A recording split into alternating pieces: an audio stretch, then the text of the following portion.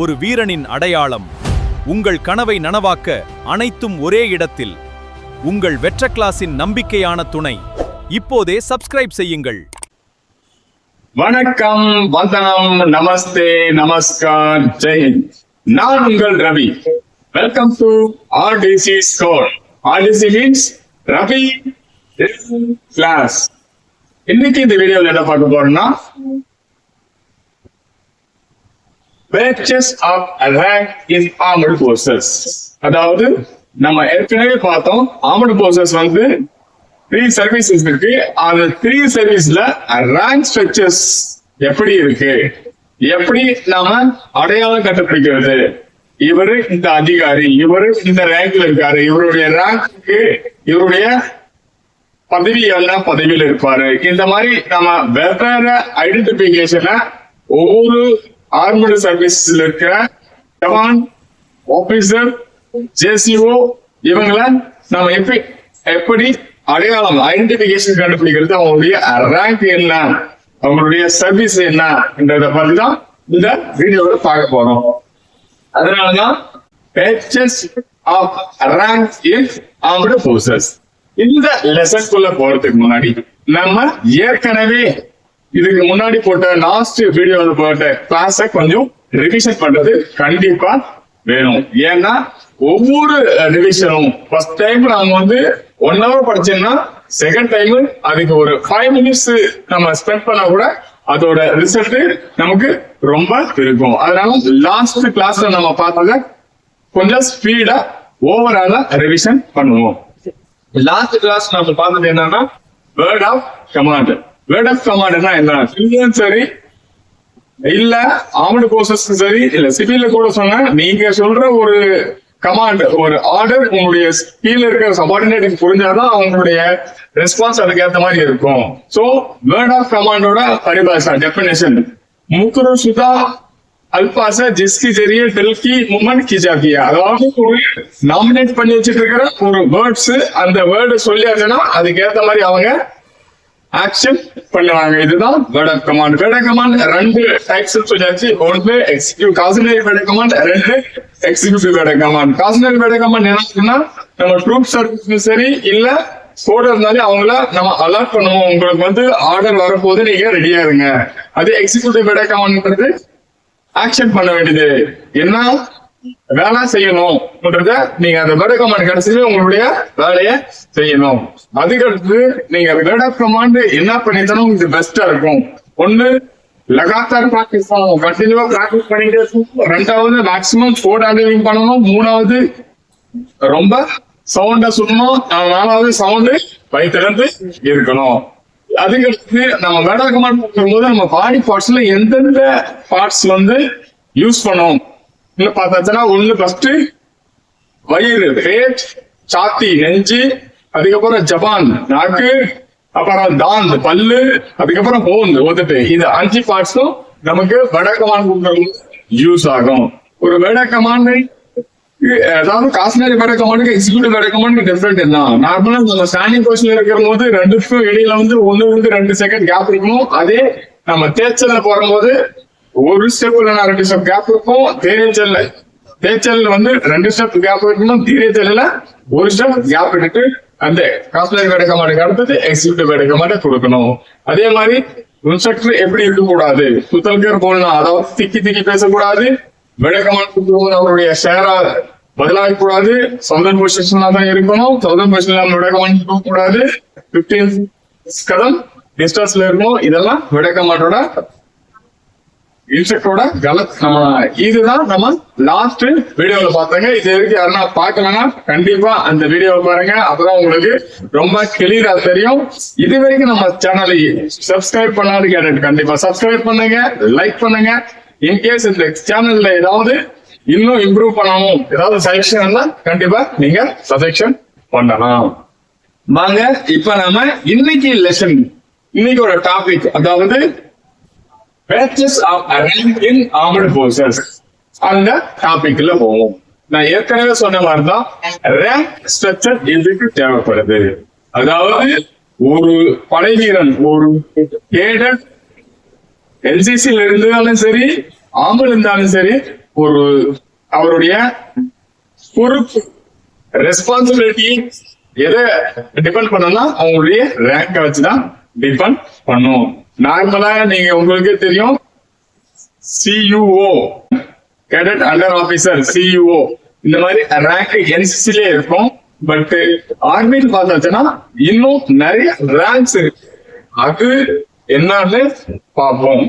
Armed forces போது நம்ம ஃபர்ஸ்டே சொன்ன மாதிரிதான் 3 சர்வீசஸ் இருக்கு. 1 ஆர்மி, 2 நேவி, 3 ஏர்போர்ஸ். இப்ப இந்த 3 போர்சஸுக்கும் ஒரே ரேங்க் இருக்குமா சார்? என்ன இல்ல. ஏன்னா அந்த ரேங்க் ஒன்னேதான், டியூட்டி வெவ்வேறுனாலும் அந்த லெவல் ஒன்னே இருக்கும். பட் அதோட பேரு மாறி மாறி கூப்பிடுவாங்க. அது என்னன்னு பார்ப்போம். ஃபர்ஸ்ட் மேல இருந்து வரணும். இப்ப இன்கேஸ் நம்ம ஆர்மட் போர்சஸ்ல என்ட்ரி ஆகணும்னா 2 வழியில என்ட்ரி ஆகணும். ஆல்ரெடி உங்களுக்கு தெரியும். 1 கமிஷன் ஆபீசரா வந்து என்ட்ரி ஆகலாம். 2வது ஜவான் ஆயிட்டு நம்ம என்ட்ரி ஆகலாம். 1 கமிஷனரா 12th முடிச்சுட்டு நம்ம யூபிஎஸ்சிஎல்க்கும் என்டிஏ கிளியர் பண்ணிட்டு நம்ம என்ட்ரி ஆகலாம். இல்ல கம்பைன்ட் டிபன் சர்வீஸ் சிடிஎஸ் நம்ம சர்வீஸ் பண்ணிட்டு ஓடிஎஸ் சர்வீஸ் எடுத்து அதுக்கப்புறமா நம்ம என்ட்ரி ஆகலாம். இந்த மாதிரி ஆபீஸ் கிரேடிங்ல என்ட்ரி ஆகுறது. அவங்களுடைய ஹையஸ்ட் ரேங்க் என்னன்னா field marshal. But field marshal rank எடுத்துட்டாங்க. இப்போதைக்கு ஹையஸ்ட் ரேங்க் என்னன்னு பார்த்துட்டா சீஃப் ஆஃப் டிஃபென்ஸ் ஸ்டாஃப். அவங்களுடைய ஸ்டார்டிங் ரேங்க் என்னன்னா லெப்டினன்ட். ஒரு ஏடட் எல்டிஏ த்ரூவோ, ஓடிஏ த்ரூவோ, சிடிஎஸ் த்ரூவோ ஆகில ஆயிடுச்சுன்னா அவங்களுடைய இனிஷியல் ஸ்டார்டிங் ரேங்க் என்ன இருக்கும்? லெப்டினன்ட்ல இருக்கும். அவங்களுடைய திறமைய மேல ஹையஸ்ட் எந்த ரேங்க் வரைக்கும் அவங்க போலாம்னா CDS chief of defence staff. இந்த ரேங்க் தான் அவங்களோட ஹையஸ்ட் ரேங்க் இப்போது சிச்சுவேஷன்ல. பட் வாஸ்ட்ல என்ன ஆச்சுன்னா ஃபீல்டு மார்ஷல் இந்த ரேங்க் இருந்தாச்சு. இதே நேவில என்ட்ரி ஆகணும்ன்ற போது என்ன சார் ஸ்டார்டிங் இருக்குன்னா, நேவில இருக்கும்போது அவங்க வந்து சப் லெப்டினன்ட் என்ட்ரி என்னவாங்க. சப் லெப்டினன்ட்ல இருந்து அட்மிரல் ஆஃப் தி ஃபிளீட். அந்த ஃபீல்டு மார்ஷலுக்கு ஈக்குவலா என்ன இருக்கும்? Admiral of the fleet. இந்த ரேங்க் வரைக்கும் அவங்களுடைய திறமையால ரேங்க வாங்கலாம். அதே ஏர்போர்ஸ்ன்ற போது ஏர்போர்ஸ்ல என்ட்ரி ஆகிற ஒவ்வொரு கேடட்டும் ஆபீசர் கிரேடிங்ல ஃபர்ஸ்ட் அவங்க பிளையிங் ஆபீசரா இருப்பாங்க. பிளையிங் ஆபீசர்ல வந்துட்டு அவங்களோட ஹையஸ்ட் ரேங்க் என்னச்சுன்னா மார்ஷல் ஆஃப் த ஏர்போர்ஸ். இந்த ரேங்க் வரைக்கும் அவங்களுடைய ரேங்க திறமையானா வாங்கலாம். இதுதாங்க. பட் இந்த கீழே இருக்கிற லெப்டினன்ட் டு ஃபீல்டு மார்ஷல் வரைக்கும் அதே மாதிரி என்னன்னா இடையில அவங்க எத்தனை ரேங்க வாங்கிட்டு போனோம்னு பார்ப்போம். ஃபர்ஸ்ட் ஆர்மின்னு எடுத்துக்கோம். இங்க ஆர்மி, நேவி, ஏர்போர்ஸ். சோ நம்ம ஃபர்ஸ்ட் மேல வருவோம். ஃபர்ஸ்ட் ஆர்மில ஹையஸ்ட் ரேங்க் தான் சொல்லியாச்சு.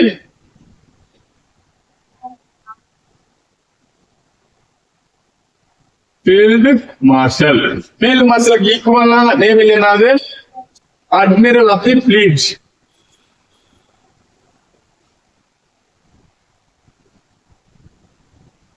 இதுக்கு ஈக்குவல் ஏர்போர்ஸ்ல என்னது? Marshal of the air force.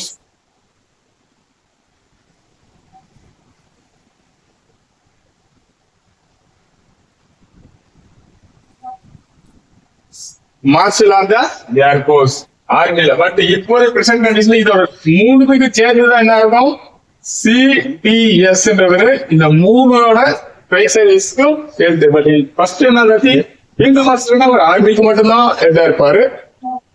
நேவினா admiral of த ஃபிளீட்ன்றவரு நேவிக்கு மட்டும்தான் இருப்பாரு. மார்ஷல் ஆஃப் த ஏர்போர்ஸ் மட்டும் ஃபிட்டா இருப்பாரு. பட் பிரசன்ட் கண்டிஷன்ல இதை எடுத்து என்ன பண்ணாங்கன்னா சிடிஎஸ் வச்சிருக்காங்க. சிடிஎஸ்ன்றது இந்த 3 சர்வீஸும் ஹெட்டா இருப்பாங்க. Chief of defence staff. அதுக்கு அடுத்தது என்ன வரும்னா ஆர்மில ஜெனரல் ரேங்க். ஆர்மில எல்லாருக்கும் ஜெனரல். இவர் தான் chief of army staff. General rank. இதுக்கு ஈக்குவலா நேவில என்ன இருக்கும்? நேவில என்ன இருக்குன்னு பார்த்தாச்சுன்னா நமக்கு அட்மிரல் சொல்லுவோம். நேவில என்ன ரேங்க் இருக்கும்? அட்மிரல் இருக்கும். அதே ஏர்போர்ஸ்ல என்ன இருக்குன்னு பாத்தீங்கன்னா air chief marshal.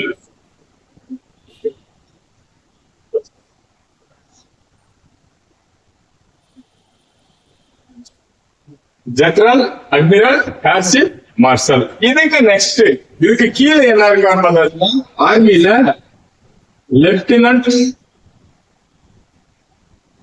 General. Lieutenant general. Okay, இந்த லெப்டினன்ட் ஜெனரலுக்கு ஈக்குவலன்டான ரேங்க் பேர் என்ன சார் நேவில அப்படின்னு பார்த்தாச்சுன்னா வைஸ் அட்மிரல்.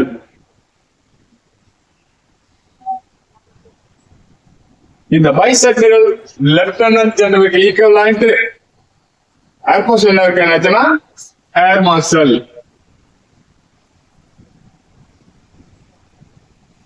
நெக்ஸ்ட் 4வது இடத்துல என்ன ரேங்க் பார்த்தது லெப்டினன்ட் ஜெனரலுக்கு நெக்ஸ்ட் கீழ் இருக்கிறவர் மேஜர் ஜெனரல். மேஜர் ஜெனரலுக்கு ஈக்குவலன்ட் என்ன இருப்பாங்க ரியல் அட்மிரல்.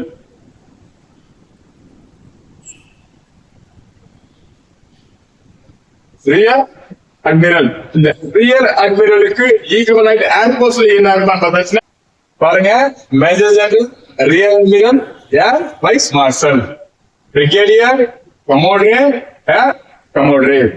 பிரிகேடியருக்கு கீழே யாருக்கு பேர் பார்த்தாச்சுன்னா நம்ம கலோனல். கர்னல் சொல்லுவோம், பட் அது என்ன சொல்லுவோம் கலோனல். பட் நேவில அந்த கலோனலுக்கு ஈக்குவலன்ட் யாருக்கு? கேப்டன். கேப்டன் இருப்பாரு. இந்த கலோனலுக்கும் கேப்டனுக்கும் ஈக்குவலன்ட் ஆயிட்டு இதுல இருக்கிறது குரு கேப்டன் சொல்லுவோம். குரு கேப்டன். இப்ப பாருங்க ஒரு கர்னல் தான் ஒரு யூனிட்ட கமாண்ட் பண்ணுவாரு. ஒரு யூனிட்ட கமாண்ட் பண்றது யாரு? கர்னல்.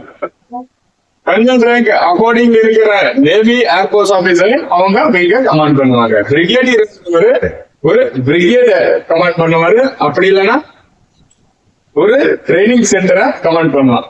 ஒரு யூனிட்ன்றது 3 யூனிட் சேர்ந்ததுதான் ஒரு பிரிகேட்.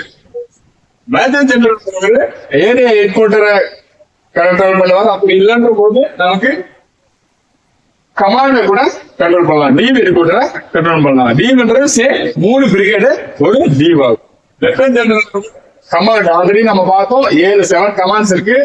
அந்த மாதிரி கமாண்ட்ஸை கண்ட்ரோல் பண்றது lieutenant general GOC in C, general officer commander in chief சொல்லிருக்கோம். ஜெனரல் ஹோல் ஆர்மியோட ஹெட். இது 7 ஆச்சு. நெக்ஸ்ட் என்ன பார்ப்போம். யாருன்னா lieutenant colonel. Lieutenant colonel equal rank யாரு பார்த்தாச்சு உங்களுக்கு நேவில?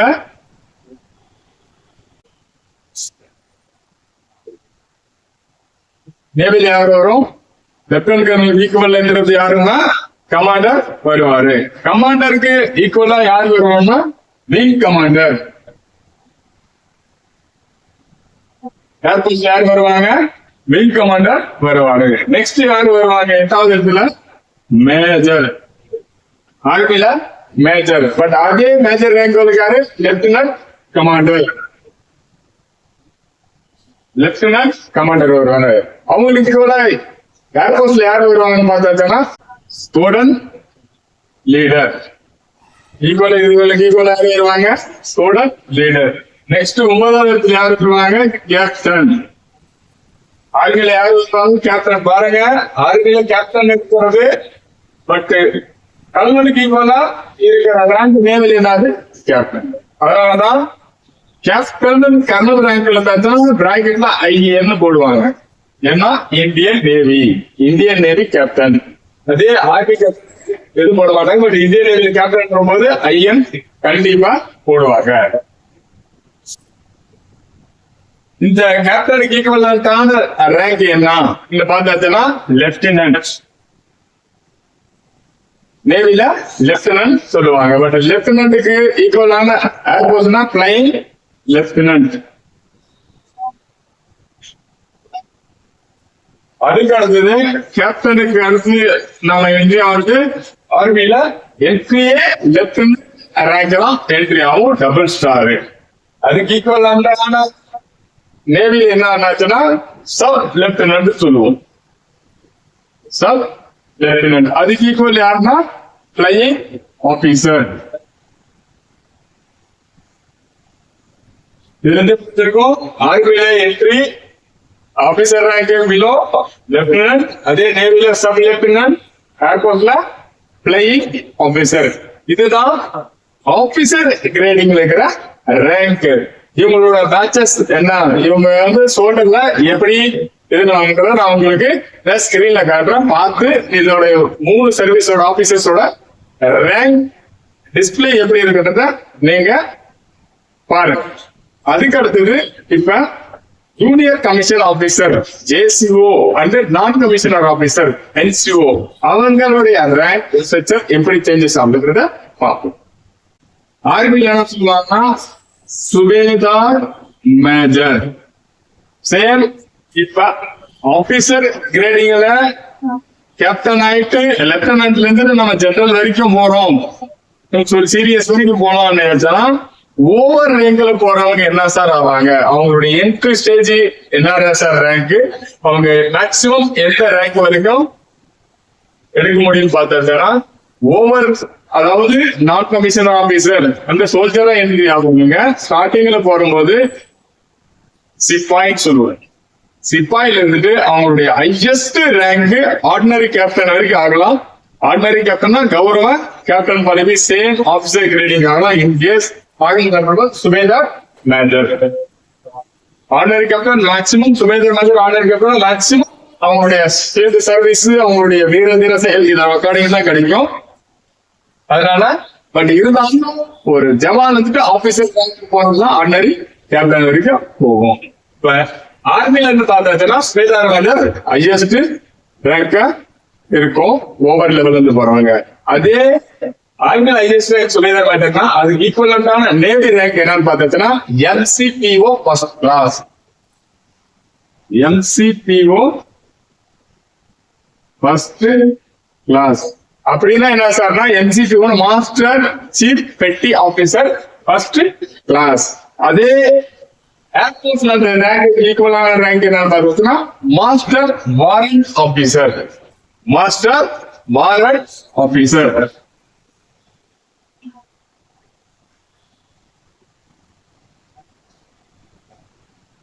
ஏர்போர்ட்ஸ்ல ஹையஸ்ட் ஓவர் கீழ இருந்து போறவங்க highest rank master warrant officer. Next subedar. Subedar ஈக்குவலண்டான same MCPO second class. MCPO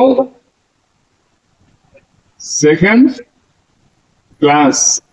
master chief petty officer second class. அதே இவங்க என்ன ஆகும்னா வாரண்ட் ஆபீசர்.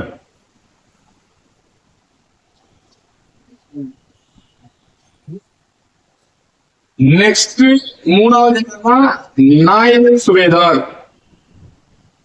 ஷார்ட்கட் எழுதுவாங்க. மூணாவது ரேங்க் என்னன்னா நாயக் சுபேதார். இவங்களுக்கு ஈக்குவலான நேவி சீஃப் பெட்டி ஆபீசர். வருவாங்க சீஃப் பெட்டி ஆபீசர். ஏர்போர்ட்ஸ்ல இது ஈக்குவலான என்னன்னா ஜூனியர் வாரண்ட் ஆபீசர். ஜூனியர் ஜியான் வாரண்ட் ஆபீசர். இந்த 3 ரேங்க்கள் தான் நம்ம JCOன்னு சொல்றோம்.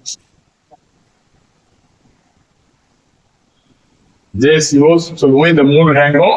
ஏன்னா இந்த 3 ரேங்கும் கண்டிப்பா ராஷ்டிரபதி நம்ம பிரசிடண்டோட அப்ரூவல் சைன் இல்லாம இந்த ரேங்க் கிடைக்காது. இவங்க வச்சத்தினாலையும் இவங்க வச்சுட்டாங்க எடுத்து எண்டு வரைக்கும் போகனா நம்ம ராஷ்டிரபதி கிட்ட அவங்க ராஷ்டிரபதி பவன்ல அவருடைய இவருடைய அப்பா ப்ரொமோஷன் ஆகணும் அவங்க வந்து சைன் போட்டிருப்பாங்க. அதனால்தான் ஜூனியர் கமிஷன் ஆபீசர் நம்ம சொல்லுவோம். இதுக்கு அடுத்தது நெக்ஸ்ட் பார்த்தாச்சுன்னா இதே அப்பாயின்மெண்ட் வந்து CHM வரும். ஒன்லி அந்த ஓவரால் அப்பாயின்மெண்ட் தான். அது யாருக்குனாலும் கொடுக்கலாம். பட் அதனால தான் அதை நான் ஸ்கிப் பண்றேன். CHMன்றதும் இங்க நான் காட்டிடுறேன். CHMமும் அதே மாதிரி ஆர்டினரி லெப்டினன்ட் ஆர்டினரி கேப்டன் இதெல்லாம் ரேங்க் ஸ்ட்ரக்சர்ல கௌரவத்துக்காக கொடுக்கிறது. டிஹெச்எம் அவருடைய டியூட்டி அவங்களுடைய நல்ல சர்வீஸ் கௌரவிக்கிறது அப்படிங்கிறது. அதனால இந்த ரேங்க் ஸ்ட்ரக்சர் வரல. நெக்ஸ்ட் என்சியூல பார்க்க போதுச்சுன்னா அமல்தார். நெக்ஸ்ட் ரேங்க் என்னது? அமல்தார். என்சியூல வரும் அமல்தார் ஆர்மில. அதே நேவில வந்து பெட்டி ஆபீசர் சொல்லுவோம்.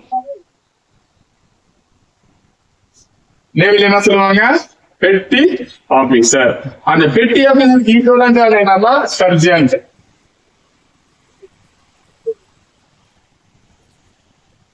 பெட்டி ஆபீசர் ஈக்குவலன்ட் ஏர்போர்ட்ல என்ன சொல்லுவாங்க? சர்ஜென்ட் சொல்லுவாங்க. நெக்ஸ்ட் நாயக். நாயக் சொல்லுவாங்க. நாயக்கு ஈக்குவலன்டான நேவில இருக்கிற ரேட்னா leading rate. Leading rate equivalent என்னன்னா கார்போரல்.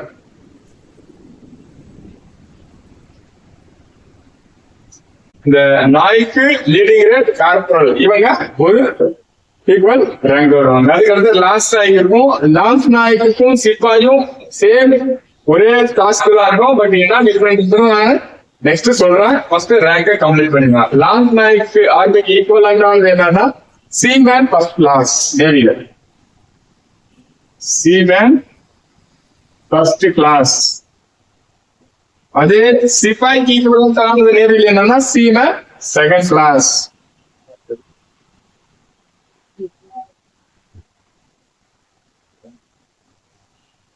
அதே லாஸ்டாக்கு ஈக்குவலன்டான நேவில சீமேன் ஃபர்ஸ்ட் கிளாஸ்னா ஏர்போர்ட்ஸ்ல என்னன்னா இதுதான் லீடிங் ஏர்போர்ட்ஸ் மேன்.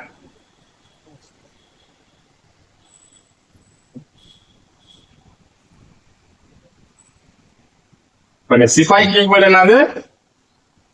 ஏர் கிராஃப்ட்ஸ் மேன். சிப்பாயி seaman second class aircrafts man. இவங்க ஒரு ஈக்குவல். பட் நான் ஃபர்ஸ்டே சொன்னேன் லாஸ்ட் நாய்க்கு அப்படி சிப்பாய்க்கு ரெண்டு பேரும் ஒரே டியூட்டி தான் பார்ப்பாங்க. பட் என்ன சார் டிஃபரெண்ட்?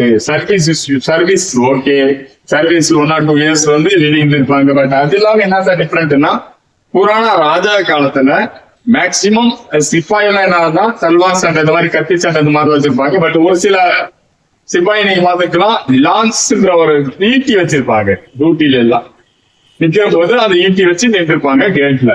அந்த பதவி அதாவது அந்த பக்குவம் வந்துடுச்சு. இவர்காட்டு ஈட்டி கொடுக்கலாம், ஈட்டியை பயன்படுத்துற பக்குவம் இவர்காட்டு இருக்குன்ற போதுதான் நெக்ஸ்ட் ஒரு சின்ன ஸ்டேஜ் அப் பண்ணுவாங்க அவரோட பக்குவத்துக்கு. அதுதான் லான்ஸ். அந்த இதுதான் லான்ஸ் நாய்க்கு. அதுக்கடுத்துதான் நாய்க்கு. இந்த இதுல இந்த 2 ரேங்க் என்ன சொல்லுவாங்கன்னா என்சிஓ வந்து சொல்லுவாங்க. என்சிஓ நான் கமிஷன் ஆபீசர். அவங்களுக்கு ரேங்க் வந்த நாய்க்கு என்ன சொல்லுவாங்க? நான் கமிஷன் ஆபீசர்.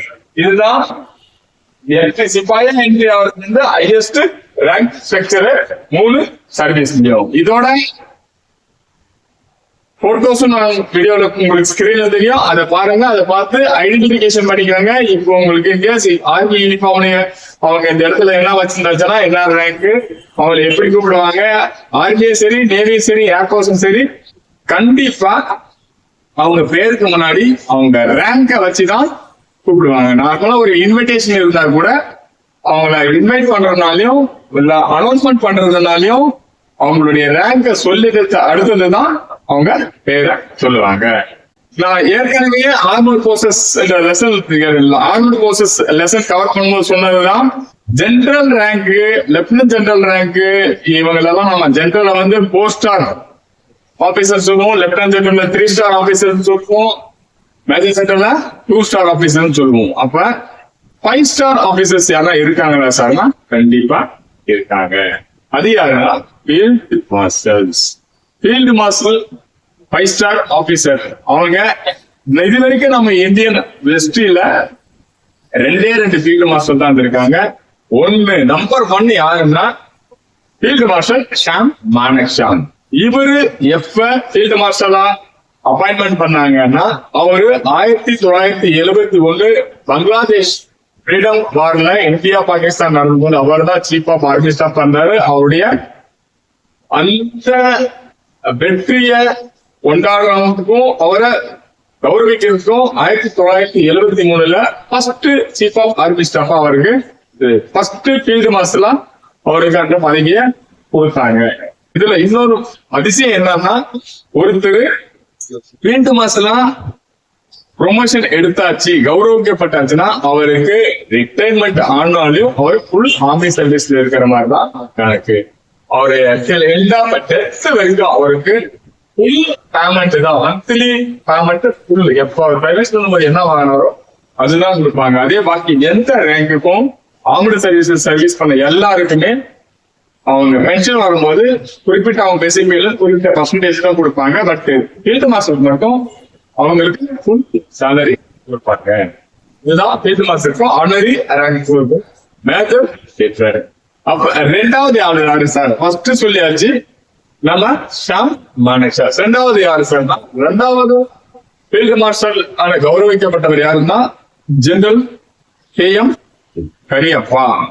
அவரு ஜெனரலா பிரிட்டிஷ் காலத்திலேயே அவருடைய வீர செயல் நல்ல பர்ஃபார்மன்ஸ் பார்த்து நம்ம 15 ஜனவரி 1949 பிரிட்டிஷ் இந்தியா விட்டு போற முன்னாடி first Indian chief of army ஸ்டாஃபா அவரை அப்பாயின்மெண்ட் பண்ணாங்க.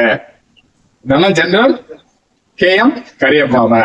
அவரு தான் first Indian officer chief of army ஸ்டாஃபா பதவி ஏற்றது. அதனாலதான் நம்ம இந்த டேட் வரைக்கும் ஆர்மி டே 15 ஜனவரியா கொண்டாடிட்டு வரோம். ஏன்றதுனால நம்மளுடைய நாட்டில் பிறந்த ஒரு அதிகாரி ஆபீசர் நம்ம ஜப்பான் ஆபீசர் எல்லாரையும் கமாண்டிங் பண்ண அவருடைய பதவி ஏற்ற நாள்.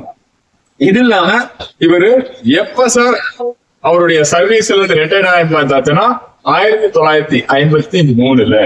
பட் 1953 இவர் ரிட்டையர்ட் ஆயிட்டவருக்கு அவருக்கு தானே சார் உங்களுக்கு ஃபர்ஸ்ட் வந்து ஃபீல்டு மாஸ்டர் கொடுத்திருப்பாங்க. பட் ஏன் சார் நீங்க வந்து 73 கொடுக்கப்பட்ட ஷாம் மானேக் ஷாவை வந்து ஃபர்ஸ்ட் சொல்றீங்கன்னா, இதுதான் டிக்ளேர் பண்ணது அவருடைய ஃபர்ஸ்டே சொன்னா ஃபீல்டு மாஸ்டர்ன்றது அவரை கௌரவப்படுத்துறதுக்காக கொடுக்கப்பட்ட பதவி. அவருடைய வீரதீர செயலை பாராட்டி அவரை கௌரவப்படுத்துறதுக்காக கொடுக்கறது தான். பட் இவருக்கு வந்து 1986 தான் கவர்மெண்ட் ஃபீல்டு மாஸ்டர்லாம் அனௌன்ஸ் பண்ணியாச்சு. அதனாலதான் செகண்ட் ஃபீல்டு மார்ஷல் யாருன்னா ஜெனரல் KM கரியப்பா. இப்ப இதுல மெயின் என்னன்னா, நேவி இது வரைக்கும் யார் sir admiral of the fleet இருந்துச்சுன்னா, இது வரைக்கும் நேவியோட ஹிஸ்டரியில யாருமே அட்மிரல் ஆஃப் த ஃப்ளீட்டோட பதவி கிடைக்கல. பட் ஏர்போர்ட்ஸ்ல யார் சார் ஏர் சீஃப் மார்ஷலா இருக்காங்கன்னா 2002 ஏர் சீஃப் மார்ஷலா அர்ஜன் சிங் ஏர்போர்ட்ஸோட சீஃப் ஆஃப் ஏர்போர்ட்ஸோட சீஃப் இருந்த அர்ஜன் சிங்குக்கு ஏர் சீஃப் மார்ஷல் பதவியை கௌரவ பதவியை 2002 கொடுத்து கௌரவிச்சாங்க.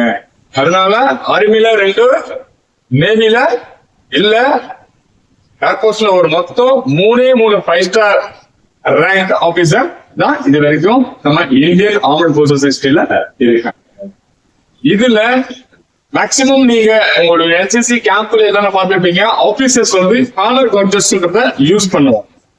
அதாவது காலர்ல colonel and above rank officers மட்டும்தான் இந்த காலர் கார்ஜஸ் காலர் பேட்சை வந்து யூஸ் பண்ணிருப்பாங்க. ரெட் கலர்ல இருக்கும். அந்த பேட்ச் என்ன சார்? அந்த பேட்ச் 13th சென்ச்சுரி 13ஆம் நூற்றாண்டு 14ஆம் நூற்றாண்டுல தான் இருக்கிற ஐரோப்பியன் ஆபீசர்ஸ் அந்த அவங்களுடைய ரேங்க வந்து ஷோ பண்றதுக்கும் கௌரவப்படுத்துறதுக்கு தான் அவங்களுடைய இந்த காலர் காலர் பேட்சை யூஸ் பண்ணுவாங்க. இந்த காலர் பேட்ச் அக்கார்டிங் அவங்க வந்து என்ன ரேங்க்னு பாத்துக்கலாம். நார்மலா கர்னலுக்கு வந்து பூ வச்ச மாதிரி சென்டர் ஒரு 2 இலமா லீவ் மட்டும் தான் இருக்கும். அதே நீங்க பிரிகேடியர் பார்த்தாச்சுன்னா 1 ஸ்டார் இருக்கும், மேஜர் ஜெனரலுக்கு 2 ஸ்டார் இருக்கும், லெப்டினன்ட் ஜெனரலுக்கு 3 ஸ்டார் இருக்கும், ஜெனரலுக்கு வந்து 4 ஸ்டார் இருக்கும். அவங்க காலர் இல்ல. அதே நீங்க ஒரு ஆர்மி ஆபீசர்ஸ் கார்னு பார்த்தாச்சுன்னா பிரிகேடியர் அண்ட் எபோவ் ரேங்க். அதனால தான் நம்ம வந்து single star officer, 2 star officer 3 star officer சொல்லுவோம். ஒரு ஆபீசர் ஜெனரல் ரேங்க் இருக்கிறவரு அவர் கார்ல ஆண்டு போறாருன்னு பார்த்தாச்சுன்னா அவருடைய கார்ல கண்டிப்பா பிளாக் இருக்கும். அந்த பிளாக்ல 4 ஸ்டார் இருக்கும். அது இல்லாம கார்ல ஃப்ரண்ட்லயும் பேக்ல 4 ஸ்டார் ரெட் கலர் பிளேட்ல வச்சிருப்பாங்க. அதனால தான் அவரை 4 ஸ்டார் ஆபீசர்னு சொல்லுவோம். அதே மாதிரி இந்த காலர் பேச்சஸ் வந்து போட்டிருக்கிற போது அவர் ஆன் டியூட்டில இருக்காருன்னு அர்த்தம். இது இல்லாம ஏன் சார் இந்த காலர் பேச்சர்ஸோட மெயின் என்னன்னா, இப்ப இருக்கிற கண்டிஷன் குளோபல் வார்மிங் எல்லாம் இருக்கும்போது ட்ரெஸ்ஸஸ் நார்மலா இருந்தாலும் நீங்க ஃபாஸ்ட் அல்பைன் கண்ட்ரில எல்லாம் இன்னமும் குளிர் இருக்கிறதா இதுக்கு முன்னாடி இருக்கிறவங்க ட்ரெஸ் எல்லாம் ரொம்ப அதிகமா இருக்கும். அவங்க ரேங்க் ஸ்ட்ரெச் எல்லாம் அதிகமா வெளிப்படுத்துற மாதிரி இருக்காது, தெரியாது. அதே மாதிரி நேரத்துல அவங்களுடைய ஐடென்டிபிகேஷனுக்காக தான் இந்த காலர் பேச்சஸ் யூஸ் பண்ணாங்க. இந்த மாதிரிதான் நம்மளுடைய ஆர்மிக்குள்ள அந்த ரேங்க் பேச்சஸ் எல்லாம் வந்தாச்சு உள்ள. இவ்வளவுதாங்க badges of rank in armed forces lesson.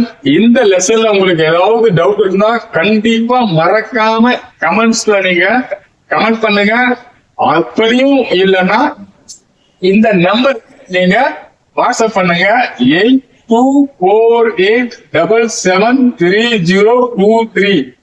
இந்த நம்பருக்கு நீங்க கண்டிப்பா வாட்ஸ்அப் பண்ணுங்க. உங்களுக்கு எந்த டவுட் இருந்தாலும் முடிஞ்ச வரைக்கும் நான் உங்களுடைய டவுட்டை கிளியர் பண்ண ட்ரை பண்றேன். ஏன்னா இன் கேஸ் உங்களுக்கு வந்து ஃபியூச்சர்ல இருக்கிற A certificate, B certificate, C certificate எக்ஸாம்ல கண்டிப்பா இதோட ரேங்க் ஸ்ட்ரக்சர் அகார்டிங் உங்களுக்கு கண்டிப்பா கொஸ்டின் வரும். அந்த கொஸ்டின் எக்காரணம் போது நீங்க தப்பு பண்ணக்கூடாது.